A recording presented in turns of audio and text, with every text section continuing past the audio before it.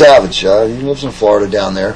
Right. And I've been round and round with Randy for many years. I came into WWF before Randy did, because I was in there late 83 or 8, and then Randy came in 84, early 84, and they did with Elizabeth.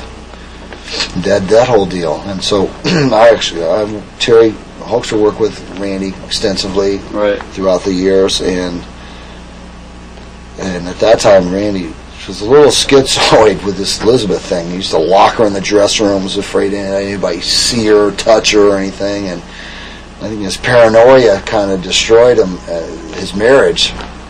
Just my opinion, but a lot of guys, he was just a little weird, and at times he was a great worker, but at times he was a little hard to work with because you never knew where he was coming from. He was always how he was upset, out of his mind, pissed off, or what was where he was coming from. Sometimes it was a little hard for him to sort his personal life from his business, and that made it difficult when you had to wrestle with guys like that.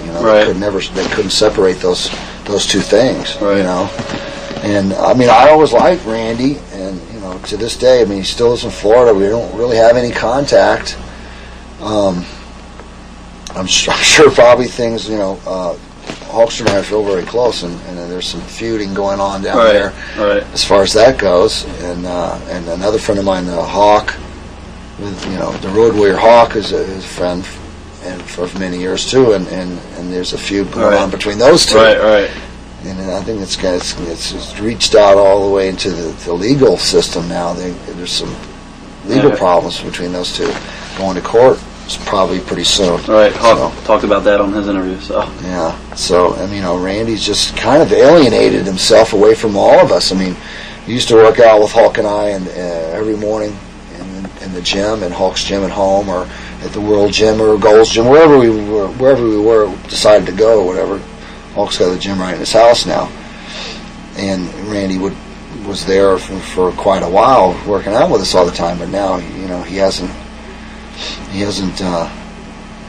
been on that scene for quite a while. The Gorgeous George came onto the scene. He just really dumped everybody, and we kind of really saw that whole deal coming. We said, "Oh man, Randy, don't take this as a grain of salt, but she's one of these days, she's gonna, her true colors are gonna come through, and you're not gonna like what you see probably, and it's gonna wind up biting you in the ass." And then it did, big time, and he blamed everybody, but for you guys she tried to steal my girl, and he thought it was paranoia again, thought everybody's after him. Or something, everybody was gunning for him. Everybody wanted,